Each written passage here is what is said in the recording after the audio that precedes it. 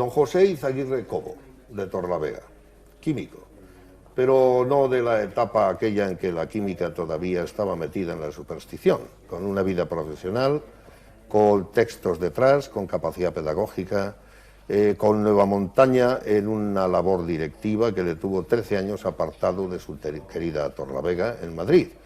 Mucha vida, muchas cosas que hablar, ha sido deportista, ha sido un estudiante extraordinario, hijo de un jornalero del ferrocarril, alcanzó las máximas cotas profesionales que se le pueden pedir a un buen hijo, hijo único en este caso, en que su madre, dedicada a sus labores, y su padre, peón, han podido tener el disfrute de un chico aplicado que ayer, justamente el día anterior a esta conversación en el Hotel Torre Sport, a donde ha venido acompañado gentilmente por Ricardo Bueno, ha cumplido 84 años. 84 años, lucidez, humor, sentido de la serenidad y una capacidad sin mucha nostalgia para mirar atrás en el tiempo y todavía para proyectar, porque está con pensamientos y proyectos que le encargan en Torlavega. Quisiera preguntarle un poco por el hecho de que saliera usted de la nada, como se decía antes. Sus padres no estaban en la posibilidad de mandarles a usted a estudiar, pero usted estudió, estuvo en Oviedo y vamos a ir repasando todas esas cosas. ¿Gracias a qué? Pues yo lo he dicho siempre, que el primer empuje que recibí yo para iniciar esta carrera de estudios lo tuve de un director que hubo en las escuelas del oeste, en Torrelavega, que se llamaba don Jorge García, que había sido concejal del Ayuntamiento de Torrelavega, que fue un maestro, en mi opinión, extraordinario, que dio una preparación excelente a todos sus alumnos, sin que esto sea quitar méritos a don Daniel Ortiz y a don José Fernández Esteban, que fueron mis otros dos maestros. Y este fue don Jorge el que se le ocurrió, cuando yo estuve en edad de ingresar en el instituto, que ya tenía 12 años y entonces se ingresaba a los 10. Lo que ocurre es que yo había ido a la escuela a los 9, porque mi madre, probablemente como yo era hijo único, pues no tenía mucho interés en mandarme a la escuela porque se quedaba sin su hijo. Total, que me mandaron a los 9 años sin saber leer ni escribir, y a los 12, pues ya siguiendo los impulsos de don Jorge, que se empeñó y no cejó en su empeño de que fuese al instituto, hice ingreso y primero en el instituto. El Colegio José era el Cervantes y el instituto el Marqués de Santillana, pero se llamaban el Oeste y el otro era un Instituto Nacional de Segunda Enseñanza. Supongo que cuando usted pasea o recorre las calles de Torlavega, sin querer tiene que tener la vista atrás y verá que han remozado los edificios, que se enseñan, no sé si está al día, cosas distintas, pero ¿por qué no una pincelada de cómo era aquella enseñanza?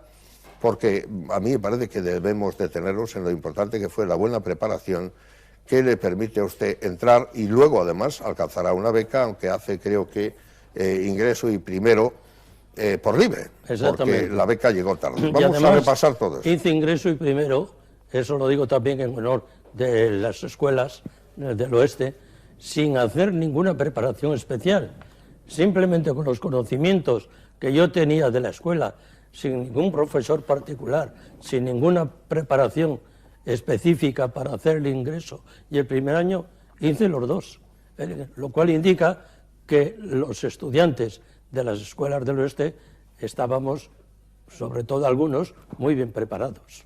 Usted suele decir en bromas que es vasco pasiego, porque su madre, sí, Oliva, era de Castañeda y su padre era el jornalero del ferrocarril, era de Calzadas Altas. Mi padre nació en Santander, en Calzadas Altas. Decir que uno era de Santander en Torlavega solía generar humor, ¿verdad? Pues en mi caso lo generó. Claro. Pues venga, cuéntenos. Lo generó porque en una ocasión como yo he sido siempre muy de mi pueblo, que creo que no es ningún mérito, creo que todo el mundo debe de ser de su pueblo, porque es lo que has vivido, es a los que has conocido, es donde has ido a las escuelas, es donde te has echado novia, es donde te has casado, es donde conoces a los que van a la escuela y todo eso. Como yo he sido mucho de mi pueblo, pues siempre he estado en discusiones, sobre todo con los de Santander, siempre sin acritud y la amistad, como yo digo siempre, por encima de todo, ¿no? Pero discutir sí, porque a mí el boxeo mental, como yo digo, me encanta. Eso de discutir es una cosa que me ha encantado toda la vida. Y en una ocasión estábamos en una residencia que había en una antigua casa de don José Antonio Mazarrasa Quijano, una de las personas que yo recuerdo con todo cariño, que era consejero director de Nueva Montaña, consejero técnico de Nueva Montaña Quijano, y estábamos todos allí comiendo, los ingenieros y licenciados, que comíamos en un comedor, y llegó un ingeniero de Nueva Montaña que se llamaba... ¿Estamos hablando en Los Corrales? ¿O? En Los Corrales de Buelna, sí. Bien. Que se llamaba Daniel del Río, por desgracia ha fallecido ya, y llegó y dijo, cuando estábamos todos comiendo: señores, por favor, un momento de silencio, que tengo una cosa muy importante que comunicar. Y dice: ¿sabéis de dónde es la mujer de Pepe Izaguirre?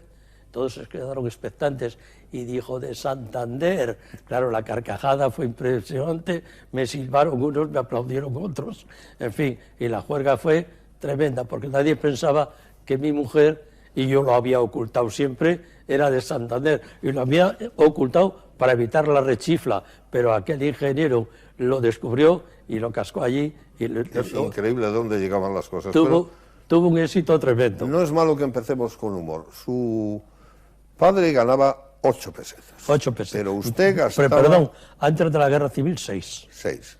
Pero usted gastaba en Oviedo, cuando llega allí, después de una beca de, usted corríjame si me equivoco, 4.000 pesetas de aquellas 4.000 pesetas le dan en la etapa en la que el señor Nardiz es presidente de la Diputación. Exactamente. Entonces, bueno, por lo menos los datos básicos sí los tengo. Usted gastaba 12 pesetas, es decir, 4 más. Era lo que me costaba la pensión. Y su pensión era algo más que pensión, que se llamaba... Era una sidrería. Era una sidrería. Y se llamaba El Cabo Peñas. Y allí usted... Tenía un restaurante muy majo. Ajá. Allí hay algo anecdótico. Allí conoce usted a esta persona que mostramos a la cámara, con la que tiene una vinculación. No, a Adolfo Marsillá, que es quien usted se está enseñando. Exactamente. Le conozco en Madrid. En Madrid. Una de las... Esto es más tarde. Sí, una de las épocas en que yo ya estaba en la empresa, y la empresa me manda a hacer unos cursillos de soldadura a Madrid. Sí. Ahí es donde yo conozco a Adolfo Marsilla. Bueno, está bien que... A quien conocí, por ejemplo, mucho en Oviedo, porque iba a mi pensión, era el famoso Herrerita, aquel magnífico interior izquierdo que todavía le recuerdan todos los futboleros en este país, y que era compañero de aquel no menos famoso Emilín, que jugaba de extremo izquierda y que tenía todas las condiciones para no ser extremo. Era alto, delgado, mal hecho, y sin embargo era internacional y extraordinario. No llegaba a la clase tremenda, infinita, como futbolista que tenía Herrerita. Herrerita, en algunas ocasiones le tuvimos que llevar a la cama a dormir allí en la pensión, porque se juntaba con el patrón y otros a jugar una partida de cartas, lo aderezaban con sidra a manta, y claro, terminaban mal, ¿no? Los otros, como era una operación que la hacíamos frecuentemente, los cogíamos, los llevábamos, y aquí no ha pasado nada. Herrerita sí le conocí mucho. Estamos yendo a cierta velocidad para cubrir periodos muy largos. Se habló en Europa de los felices 20, que es su etapa de adolescencia, de niñez, y después este mundo de Oviedo ya es distinto. Usted ya está en una capital. ¿Por qué va usted a la química? ¿Por qué estudia química? No había tantas opciones, pero... Sí, no tenía yo mucho donde elegir entonces, dada mi situación, ¿verdad? Y yo quería elegir una carrera pues que no fuera muy complicada, ¿no? No quiero decir con esto que la química no lo fuese, pero había otras más hipotéticas, ¿no?, que a mí me iban a complicar más la vida. Elegí una que a lo mejor me iba a permitir ganarme la vida, cosa que ha sido superior a lo que yo pensé, porque me permitió vivir estupendamente la carrera que elegí, y por eso fue el elegir la química. ¿Usted cree que es un hombre que ha tenido suerte? Primero hablaba bien de Jorge García, que era el profesor al que debe que se fijen en usted y que a pesar del humilde origen pueda usted estudiar. Después, en la etapa de Nardi, le dan la beca. Y después hay un profesor del ICAI cubano, del que usted me hablaba informalmente un poco antes de empezar la entrevista, que también es una persona proverbial en su vida. ¿Por qué no el reconocimiento y que recuerde por qué es proverbial? Ese hombre para mí fue definitivo. Vázquez López. Se llamaba don Jerónimo Vázquez López. Que era un miembro del ICAI. Era ingeniero del ICAI, del Instituto Católico de Artes e Industrias, sí. Que cosa curiosa, había nacido en Santiago de Cuba, y cosa más curiosa, estaba casado con doña María Wine, que era una señora que había nacido en Filipinas. Y los dos se casaron y tuvieron la afortunada idea, desde mi punto de vista, de recaer en Torrelavega. ¿Y por qué este es proverbial para usted? Y digo que por proverbial porque fue este señor el que un día llegué a tener una amistad enorme con su hijo Roberto, sí. Que era un extraordinario nadador. Sí. Fue nadador del canoe de Madrid y ganó, en fin, competiciones nacionales y todo esto, ¿no? Y el padre me conoció, vio mi ejecutoria, vio mi origen, vio que era un muchacho que era muy amigo de su hijo. Él consideró que yo, a pesar de que era de familia humilde, pues era beneficioso que su hijo tuviese amistad conmigo, porque yo no le iba a dar ni malos consejos ni malos ejemplos. Claro. Y entonces me ayudó todo cuanto pudo.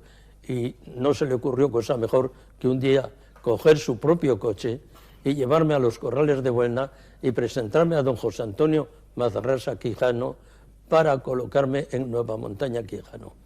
Donde hasta usted 38 años. 38 años. 38 años. Yo quiero... Ya digo que este señor para mí fue un hombre que siempre que hablo de él me emociono, porque fue un hombre proverbial en mi vida. Yo quiero dar aquí un salto, porque este señor no parece que se equivocara, todo lo contrario, y mostrar alguna cosa. Aquí hay una cosa que se titula Lecciones de Soldadura, que es un librito pequeño, que me parece que este ejemplar es de la 6ª edición. Es una especie de catecismo. José, sí, y aquí al frente está una opinión de Mazarrasa y Quijano, que es el padre del actual director del aeropuerto de Santander, de Juan Mazarrasa, donde dice algo muy sencillito, pero que suena muy bien, por eso lo voy a leer. Dice: la más excelsa misión que podemos cumplir en este mundo es enseñar. Arte difícil, que requiere ciencia como uno de sus pilares y vocación, humana vocación, como otro. Izaguirre, con éxito y dando plena satisfacción a ambos requisitos, repito, tener ciencia y tener vocación humana, ha redactado estas lecciones llenas de conocimiento y sencillez, humanas por lo tanto.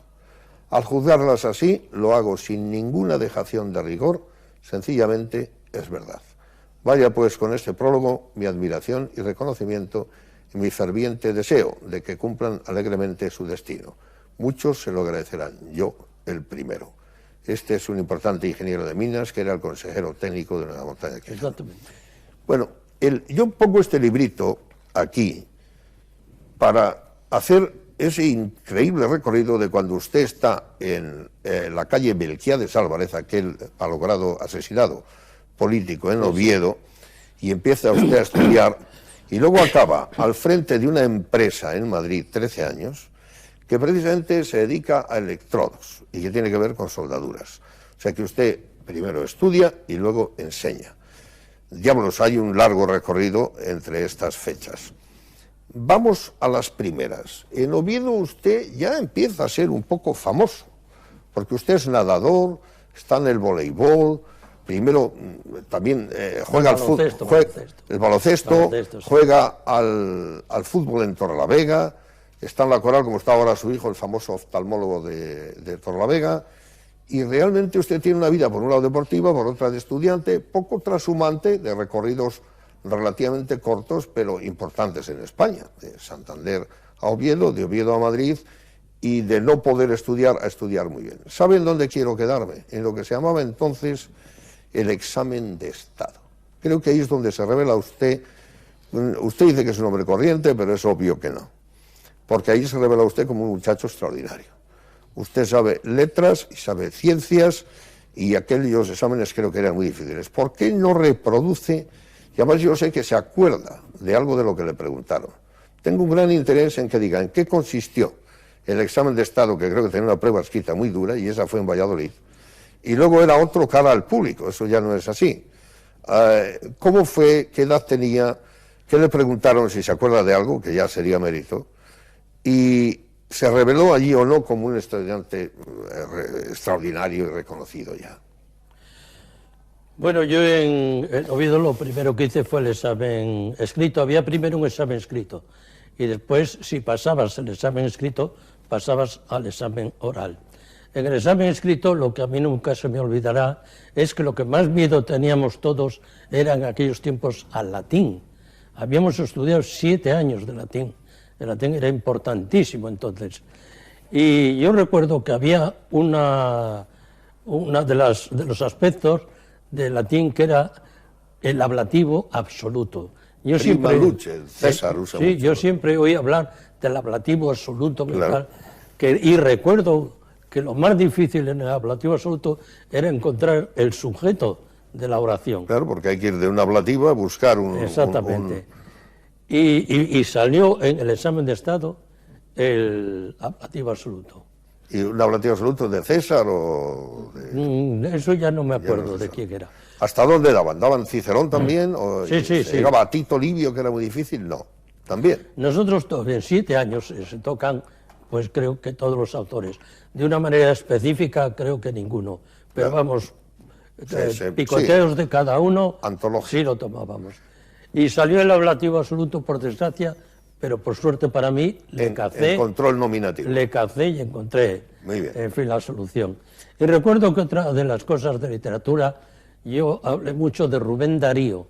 Amigo. Rubén Darío, yo tenía un íntimo amigo en Torrelavega que se llamaba Santiago Ortiz Velarde, un famoso nadador también, de estos tragamillas, nadó mucho en la bahía de Santander y esto.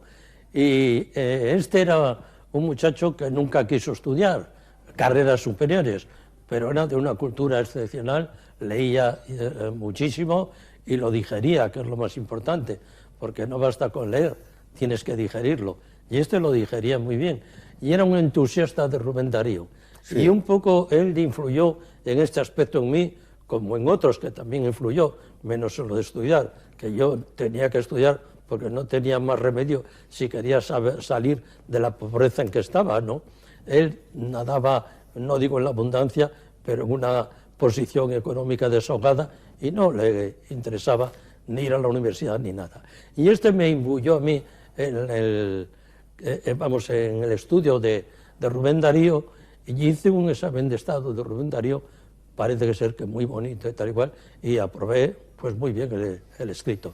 Y luego me presenté al oral, allá ante un tribunal que me acuerdo de Amador Melón, de Velayos, una serie de profesores de la Universidad de Valladolid muy célebres, que me hicieron un examen, yo fui contestando tranquilamente la literatura, las matemáticas, las ciencias, y lo que sí me extrañó fue que cuando me retiré del estrado, de donde estaban los profesores, había unas monjitas allí en primera fila que me dijeron, enhorabuena.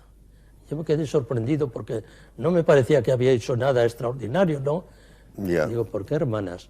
Dice, porque ha hecho un examen precioso. O sea, que ellas le juzgaban también. Me juzgaron, aquellas monjitas. Y usted, claro, ha ido por la versión científica, por la cuestión de la química, luego las soldaduras, pero pudo ser, porque habla usted de mentes sanas en cuerpos sanos, el que no jugaba, nadaba, pero también han cantado y han cultivado un poco un humanismo que tiene su interés.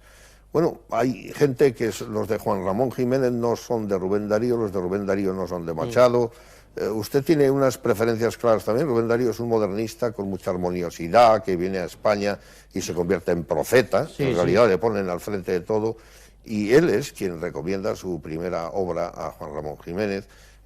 ¿Dónde está el gusto poético de usted? Bueno, si a ha mí me pasa desarrollado una cosa, es que yo cuando terminé el examen de Estado, que por cierto, a propósito de lo que decía usted antes, pues saqué sobresaliente. Sí.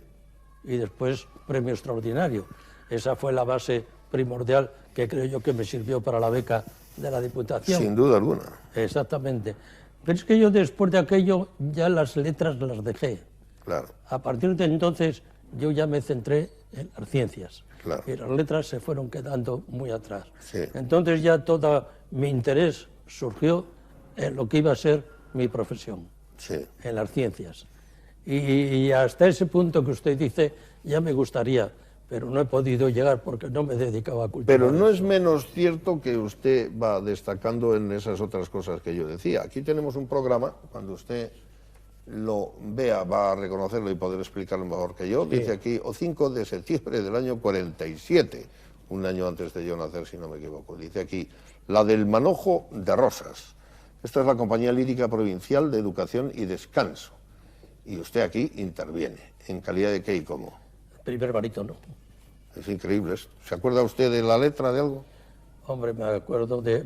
no canto un pimiento ahora. No le voy a hacer pero cantar. no Si sé. quiere echarle una tonadita no me importa, pero pues qué sé yo, algo de la letra, sí, probamos. Sí, que yo que ¿qué interpreté ahí el manojo de rosas. Sí, Lo de hace tiempo que vengo al taller y no sé a qué vengo y todas esas cosas. sí, ¿verdad? Sí, sí. Bueno, lo del taller parece muy a propósito, ¿no? Y aquí tenemos muchísimo material. Hay un recorte. Perdone un está- momento. ¿Cómo no? Si me permite, le voy a contar una anécdota Me permito, encantado. que ocurrió con Programa, con esta sí. actuación. Yo en este tiempo, cuando Año 47. en este año estaba yo haciendo guardia en la cárcel provincial de Santander, porque yo hacía el servicio militar en el Regimiento Valencia de Santander Sí. en los veranos, Sí. porque como estaba estudiante cogía prórroga de estudios y en los veranos hacíamos 3 meses de cuartel. Pero en esta época ya había terminado la carrera y me había incorporado. Y un día estaba yo allí de guardia y de repente viene un motorista del cuartel y habla con el sargento de guardia. Y viene el sargento de guardia, va el sargento de guardia y habla con el oficial. Y viene el oficial y me dice, Izaguirre, dice, vaya inmediatamente al cuartel. Yo me quedé, digo, pues ¿qué pasa? Dice que pregunta por usted el coronel. Entonces, claro, ya, digo, pues ¿qué habré hecho yo? Pues, tanto de qué. Empecé a hacer, y, bueno, pero vaya inmediatamente. En la misma moto me llevaron para el cuartel y tal. Sí. Me presenté al coronel y le digo al coronel que digo, se presenta tal, lo de siempre, ¿no? El ritual aquel. Sí, el ritual. El número aquel. tal y Se tal. presenta el soldado de la primera compañía, primer batallón, Con la José gorra Izaguirre, puesta. tal, que creo que me ha llamado usted, ¿verdad? Tal. Que me puede decir para qué llamaba. Dice, no se asuste. Se ha asustado, digo, mucho mi coronel. Digo, ¿cómo voy a pensar yo que me va a llamar ahí el coronel? No, pero no se asuste. Le llamo porque el capitán general de la 8ª región me ha llamado para que le mande a usted a cantar a Oviedo. Es increíble. Pues entonces tenía usted muy buena voz, ¿no? Dice, Muy bien. esto es cierto. Y por eso fui yo a cantar a Oviedo. Como me decía la Tiple, que la he visitado hace poco, ya somos 80, la Tiple y yo, ¿verdad? Que la Tiple sigue cantando maravillosamente. Me decía ella que cantamos 2 funciones a teatro lleno. Usted no ha sido fumador. Nunca. Claro. Esta Compañía Lírica Provincial de Educación y Descanso Sí. es en el Teatro Principado, donde Sí, actúa. sí. Y lo que me Que agrada canté en la es que ya Filarmónica era también. pro damnificados de Cádiz. O sea Sí. que no sé qué habría Eso pasado en fue Cádiz. unas minas submarinas de esas Sí. que explotaron en Cádiz y causaron una mortandad. Y Aquí entonces toda España, claro, se volcó en para estos que. hielos, Aquí está un recorte que, fíjese, esto está ya un poco, lo podemos enseñar Sí, sí. casi como un semi-andrajo histórico de Exactamente. importancia. Pero Es lo que que- aquí dice es José Izaguirre, estudiante de ciencias y cantante de extraordinario porvenir. Y el antetítulo dice una revelación, lo que no tengo es la fecha. Pero sin duda usted tiene que acortarse Acababa aquí yo de la- hacer 23 años. Eso ahí. lo dice aquí, 23 años, natural y vecino de Torlavega. Pero ¿quién filmó esto. Pues esto era del año 43. Sí. Y esto lo firmó el director del diario La Región, Ajá. que se llamaba Ricardo Vázquez Prada, Sí. un falangista, Sí. muy josé antoniano. Falangista de la primera etapa. Lo cual quiere decir que era un hombre que nunca admitió al caudillo como jefe de falange. Arreglos, Como hubo sí. muchos en Torrelavega, Sí. que eran los sedillistas, que Sí. tampoco lo admitieron. Sí, sí. Y a mí me llamó mucho la atención aquella gente que, pudiéndose haber subido al carro del vencedor, que ya lo estaban, porque Sí. eran falangistas, no lo hicieron por Claro. ser fieles a sus jefes, a José Antonio y Edilla. Oye, Pues este era muy amigo mío porque él iba a estudiar piano donde yo iba a estudiar canto. Él iba con el mismo profesor que tenía yo de canto y él allí pues se entusiasmó conmigo, le gustaba enormemente y puso eso que para mí es un exceso, ¿verdad?, de cariño y de aprecio por parte de él. Porque Bueno, yo no pensaba que es era una la época, revelación. no es precisamente en su provincia, es un periódico histórico. Pero ahí está, y lo escribió y ahí está, Claro, ¿no? y ahí está una historia y una carrera. Y canté mucho en Oviedo. Pero usted ha mencionado, edillistas ha mencionado, hablemos un poco de política, usted vivió la guerra. Sí, sí. Y usted parece un hombre sereno, habla bien de todo el mundo, tiene muchos amigos, eso me consta, pero usted no tiene de sí mismo una opinión política un poco fortalecida. Bien, señor, es que yo tengo una opinión política que la tenemos todos. Claro. Y yo la tengo también. Pero no para manifestarla así. Yo tiro para la izquierda, eso lo he dicho toda mi vida. Sí. Por mi origen, por mi forma de vivir. Pero he vivido toda mi vida con la derecha. El ambiente de Nueva Montaña Quijano y siendo directivo y aquellos comedores para directivos que estaban Exactamente. segregados Por eso le estoy de los diciendo otros que no yo he eran vivido necesariamente toda mi vida izquierda. entre la derecha y sigo viviendo. Y me encanta, porque ya le he dicho que me encanta el boxeo mental. Y a mí esos que son de derechas, cuanto más mejor, me dan ocasión de discutir. Yo pienso que yo no tengo toda la razón, pero pienso también que ellos tampoco la tienen. Y de ese sin razón de unos y otros se establece ese diálogo que para mí lo que más importancia tiene es que hace trabajar las células de mi cerebro. Entonces usted se considera un hombre dialéctico. Y yo quiero por todos los medios que mi cerebro se me oscurezca lo más tarde posible. Tengo un miedo tremendo al Alzheimer y a la pérdida de memoria.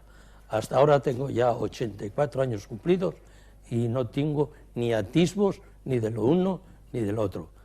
Le pido a Dios que me considere... Tiene usted encargos. He que me oído deje que igual. está usted comisionado para trabajar sobre la primera etapa, porque se cumplen 75 años del instituto en donde estudió. Sí. ¿Estoy en lo cierto? Sí, sí, el otro día me ha llamado Miguel Ángel Sánchez, que es un catedrático de la Universidad de Cantabria, Sí. es el director de la Universidad a Distancia y eso, o por lo menos lo ha sido, no sé, lo seguirá siendo, que quiere hacer un acto en el que participemos él, José Ramón Saiz y yo. Y- José Ramón Saiz, un gran amigo, ¿verdad?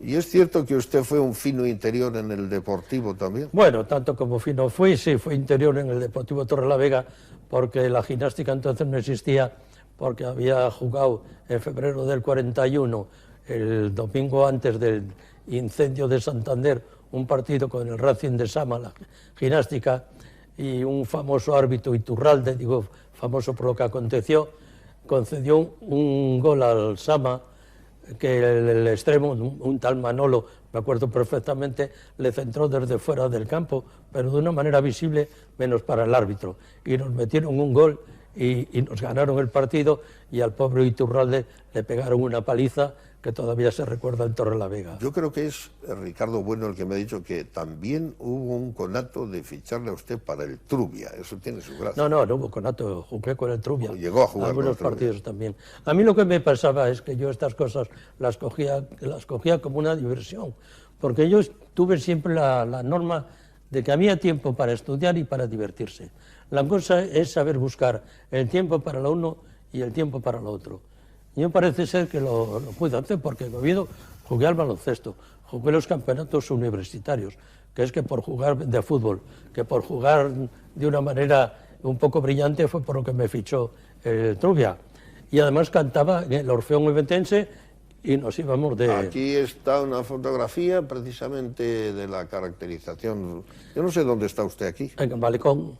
En el Malecón. Eso es el Malecón y eso es el Deportivo Torrelavega. Pues... Aquí hay jugadores tan conocidos como Perico Alonso, que había jugado en el Zaragoza, pues Lenín Gómez y Alonso. Usted a ilustrar estas fotos. Junto a esa tengo otra aquí que está caracterizado de nadador, por cierto. Tiene usted ahí un tipo, un tipo increíble, es un poco oscura. Sí. Pero se le ve a usted ahí, señor Izaguirre, muy bien situado en estas Nadaba pruebas. braza de pecho. En el Malecón. Esto debe ser del año 80. No, qué diablos, qué digo, no sé, 60, los 60. Antes era eso. Sí, un poco antes. Antes, del año 40 y tantos. Y tenemos aquí más, esta es una foto totalmente de época.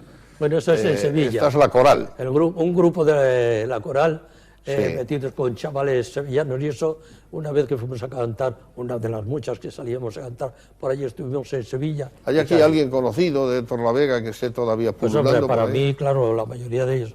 Aquí está Santiconde, aquí está Casimiro Zubizarreta, está Chus González, está Juan Antonio García, Pellón, o sea, muchísimos compañeros de coro. Y por aquí tenemos otra también que está usted... Esto es muy curioso, el waterpolo, no sé qué pinta usted. Un equipo de waterpolo porque nosotros en nuestra afición al nadar y esto, en la parte detrás de la tribuna del campo del Malecón, hicimos un partido de waterpolo, señalamos el campo y todo y pusimos las porterías y jugamos. Y hicimos este equipo en el que, como cosa más curiosa, está la de que el portero, que los contrarios decían que hacía pie, porque como se ve, era tan largo que le han cortado la cabeza, porque se salió de cuadro, que era Chuchi Franco.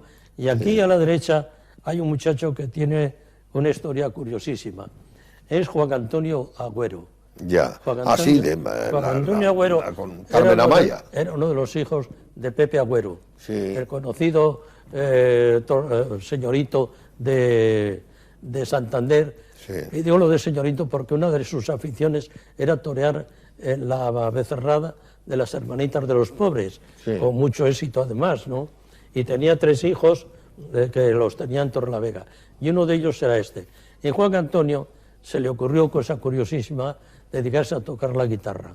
Y llegó a ser tan bueno, tocó con Rosario y Antonio y todo, que Carmen Amaya le vio como un chaval guapo, pues dijo que sí se le cedían. Y fue Antonio y se le cedió.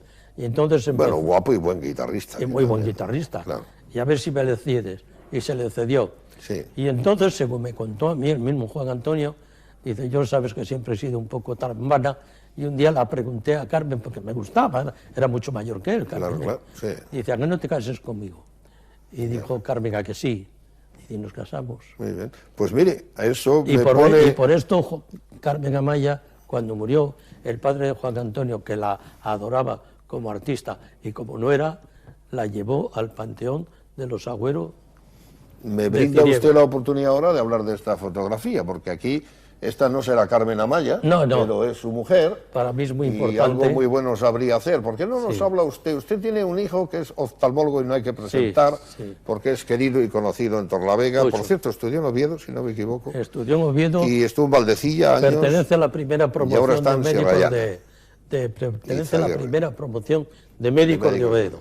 Y su hija tiene un almacén de coloniales. Exactamente. 2 hijos. Exactamente. Pero la culpable de eso es esta señora con usted. Colaboró conmigo. ¿Verdad? Sí. Muy bien, pues háblenos un poco de su mujer. ¿Cómo ha llevado ella que usted tuviera tantos deportes, tanto éxito, porque al fin y al cabo usted vivió en el Doctor Ezquerdo en Madrid, 13 años separado de ese idílico mundo único y extraordinario que no tiene par en la tierra, que es Torrelavega? Pues mi mujer me ha soportado durante 57 años, que en estos tiempos que corremos es algo extraordinario, que se divorcian a los 3 años como mucho, y cosas de esas. 57, como yo digo, y 5 de noviazgo, 62. Ya. Pues durante 62 años me ha soportado y francamente me ha soportado. Pero usted era directivo de Cedesa, de una fábrica. Ahora, ¿mandaba usted en casa también? Porque Nunca. no se puede mandar en la fábrica y mandar en No, casa. Es mucho mandar. En casa nunca he pretendido mandar. ¿Verdad? No, porque es una batalla No perdida, tenía ¿no? mucho interés. Como lo mandaba ella, Claro, ¿para qué iba pues muy yo? bien, estaba el trabajo ¿Para qué hecho. iba yo a intervenir ahí? Yo le voy a buscar a usted por alguna esquina, no sé cuál todavía. Lo suelo hacer al final y le prevengo. ¿Qué opina usted del feminismo? A propósito de mandar, mire usted, Ségolène puede que gane en Francia. Mire, para mí Sarkozy lo tiene mal. Yo no lo entiendo, lo del feminismo. No. La mujer es un hombre extraordinario, la mujer es un ser extraordinario, Sí. para mí. Es una compañera del hombre impresionante. Es una figura decorativa. Es una figura... Esto de figura decorativa, agárrese usted la interpretación que va a tener por ahí. Digo en cuanto a decoración. Ya. En Pues a cuanto ver que cómo la gusta arregla verla. ahora. Es muy atractivo ver a una mujer. Sin duda alguna. Yo he dicho siempre que ni el piar de los pájaros ni el rugir de las olas. Ante una mujer bonita, todas esas cosas palidecen. Ya. La mujer para mí, y yo esas cosas de feminismo, pero ¿para qué? Si la mujer y el hombre, yo creo que están hechos para complementarse. Que la naturaleza, Dios, pienso, nos ha mandado para que nos complementemos. Pues vamos a complementarnos. Pero es que hay y hombres, dejémonos de José, que historias, llevan ¿no? muy mal el éxito profesional de las mujeres. Es que todas... No, yo no. No digo usted, hay hombres que Sí, lo llevan sí, mal. bueno, pues peor para ellos. Bueno, peor también, en cierta manera, para ellas. El otro día, creo que era Rosa Posadas, leí un artículo en el Semanal que decía, todavía los necesitamos. Y no sé por qué diablos tienen miedo a nuestro éxito. El problema es que antes, pues como estaban en sus labores y demás, no había esta especie de pugna innecesaria, pero que Pero ha es que yo surgido.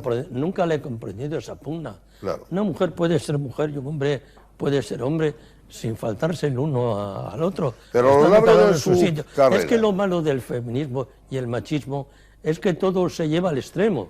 Sí. Y cuando se lleva al extremo, porque es que a fuerza de defenderse del ataque del otro, terminan engarrándose. Y yo creo que el hombre y la mujer no son para engarrarse, Ya. son para abrazarse. No, porque entonces, pues bueno, lo hemos hecho. Si se engarran, no... Es una cosa muy bonita. Yo creo que abrazar a una mujer, hombre. ir y venir, no, sin duda alguna. Mucho más bonita que pegarla, hombre. No, claro, y da menos líos, ¿eh? ¿Eh? Que da menos problemas, además. No sé, pero al que pega debe darle mucha satisfacción. Debe ser tan retorcido y tan difícil que hasta le debe de dar satisfacción. Yo no lo comprendo, ¿no? Los hay Pero bueno, hasta sádicos, no sé. yo soy yo y los demás son los Oiga, demás, ¿no? Nueva Montaña creo que anda por 90.000 empleados ahora. La que usted conoció... 90.000. No, digo 90. ¿Cuántos son los empleados que había y que ahora hay y qué se quedó con Quijano? Yo he llegado ¿Se ha a quedado con trabajar con 7.000, Eso es, al más o empezar. menos, cuando teníamos las minas de hierro de Sevilla, cuando teníamos las minas de carbón de Ablaña, cuando teníamos 3 barcos que eran de la empresa, teníamos un ferrocarril que era de la empresa, teníamos muelles que eran de la empresa, teníamos el grupo de Nueva Montaña y el grupo de los Corrales. Solamente en los Corrales pasaban de 3.000 cuando yo estaba trabajando. Y ahora deben estar en... Ahora deben de ser unos 90 o así los de Trefilerías 90. Quijano, los que Ahora llevan el nombre de Quijano. Sí. Hay otro grupo que se ha ido saliendo de los Corrales y que se ha instalado en Santander, que son Aceriasa y el Tren Morgan, y luego Trefilerías y demás, que yo ya me he perdido desde que me jubilé. Sí, porque usted Global Steel Wire ya No lo he no perdido, es lo que eso usted es Quijano con lo que... Sí, sí, yo no. ¿Y qué recuerdo tiene de Cedesa? Es decir, en ese momento, competitivamente hablando, ¿qué importancia tuvo? Cedesa fue una aventura que yo nunca me la expliqué. Lo primero porque me sacaron de Torrelavega entonces, que yo no quería marcharme, yo he sido muy de mi pueblo y quería quedarme en él para los restos. Pero me llamó don Fernando Gómez Payete, que entonces era el director gerente de Quijano, y me dijo, me pasó como con el coronel, que le llama don Fernando. Pues ¿qué habré hecho yo? Era el director gerente, era un hombre duro, fin y tal. Digo, ¿qué habré hecho? Llegué allí y me dijo, dice, mire usted, Izaguirre, le llamo para decirle que Nueva Montaña Quijano está formando una empresa en Madrid. Una empresa en la que yo pienso mandarle a usted de director técnico. Sí. Pero es que cuando he puesto esto en el Consejo de Administración, un consejero me ha dicho que usted es tan torrelaveguense que no sale de Torrelavega a ningún precio. Y dice, claro, antes de tirarme una plancha, quiero hablar con usted, a ver qué me dice. Y le han dicho, digo, pues si le han dicho a usted que yo soy muy torrelaveguense, le han dicho la verdad. Pero eso de que no salgo a ningún precio, le han mentido. Porque hay otros dos aspectos que yo los tengo muy arraigados. Que yo soy muy nueva montaña quijano y muy disciplinado. Sí. Y si usted considera que yo debo de ir a Madrid, aun cuando no me gusta en absoluto lo que me propone, yo lo acepto y me voy a Madrid. Y entonces don Fernando me mandó allí y allí estuve 13 años. Hablando de Torrelavega, José, aquí hay un libro, Torrelavega 1900, Sí. porque este es el nombre que recibe el grupo alrededor del año que se nuclea el relato. Realmente, ¿cómo se puede resumir el contexto? Mejor, ¿qué es lo que aquí falta, que habría que haber metido o lo que hay que actualizar? Porque faltar, desde el punto de vista del recorrido de los epígrafes, no es tanto. Aquí se habla de la Cámara de Comercio, se habla de las principales instituciones, de los orígenes.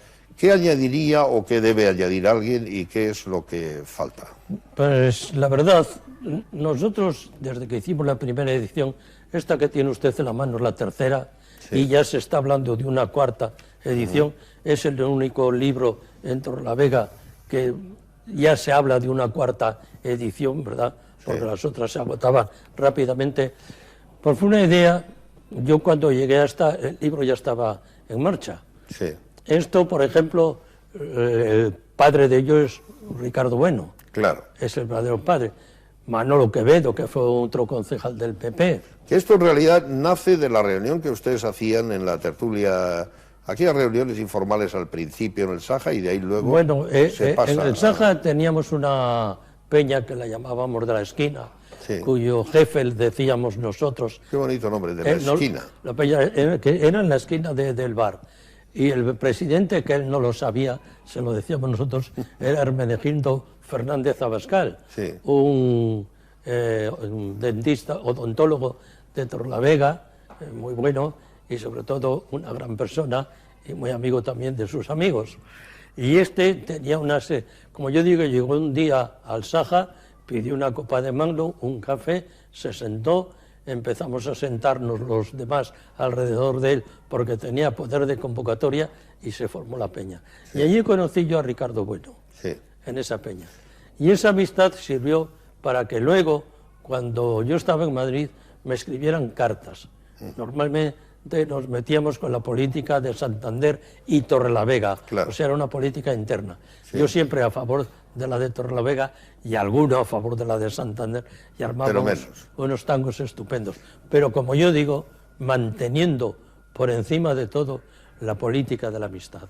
Así es. Que esa es para mí la más importante. Aquí, José, se habla del ayer, se habla de los títulos de la ciudad, los aspectos municipales, pero también de las industrias, la historia tecnológica de la época, los teléfonos, los ferrocarriles, las traídas de aguas, la vida social, el casino, los cines y teatros, hoteles, fondas.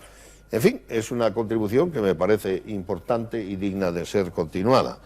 Pero años más tarde, no sé cuántos, usted también aborda, como hizo con Santander. En el año 99 es esto. Como hizo con Santander aquel magnífico estudioso que fue Simón Cabarga, no sé si usted lo conoció. Sí, sí. Las 22 calles de Torrelavega. He leído muchas cosas de él. ¿Verdad? 22 calles de Torrelavega. Aquí sí que tiene que faltar algo, porque pues, Torrelavega ha crecido. Otras 22 faltaría, ¿verdad? Menos, sí. ¿Cómo se puede hablar? Claro, habría que ir a las principales o de una en una. ¿En qué consiste la contribución de este libro? ¿Qué había primero? Bueno, es que esto tiene como origen una tertulia que tuvimos Ricardo Bueno. Pero usted ha tenido tiempo para tertulias, ¿eh? No, pero esta era una tertulia... No, que bromeo. En Radio Nacional de España. Sí. Esa Radio Nacional de España creó, apoyándose en Ricardo Bueno, en Cándido Román, que era un obrero de la Niace que tenía una vis histórica maravillosa. Músico. Y un trabajo impresionante, ¿no? Y yo, pues nos llamaron de Radio Torrelavega para ver si hablábamos de las calles de Torrelavega. Sí. Y entonces empezamos a hablar en plan de broma y estuvimos 4 años en programa, hasta que a la emisora se la cargaron. Sí. Pero no era porque actuábamos nosotros, eran por problemas internos de la emisora. Sí. Y como consecuencia de todo eso, hacía los guiones, los hacía yo, Ya. porque era el que más tiempo tenía, y eso Ricardo entonces estaba en plena euforia política, sí. y con asistir al Congreso y al Senado tenía bastante. Sí. Y entonces, pues, a mí se me ocurrió hacer esto. Encontré una gran colaboradora que es Carmen Gutiérrez Alonso, que viene ahí, que es la Reconocida, archivera en efecto. ¿cómo se llama?, del Ayuntamiento de Torrelavega, y ella que sabe hacer libros, y yo que tuve Sí. el atrevimiento de escribirle, Ya. pues largamos ese libro. Aquí al frente está, por cierto, un cariñoso reconocimiento de Blanca Rosa Gómez Morante, Sí. que de una manera muy familiar dice que, voy a coger un parrafito, no dice José, dice Pepe, de una manera muy afectuosa, que el libro que ella espera que... Y dice también que la piel de las ciudades, como casi la de las calles, mudan por salud de la propia ciudad para rejuvenecerse. ¿Cree usted que se rejuvenecen muchas cosas en las ciudades y que es bueno? Hombre, Torrelavega últimamente está pasando de ser la famosa ciudad fea, ¿verdad? Aunque se han escrito cosas muy bonitas de ella también.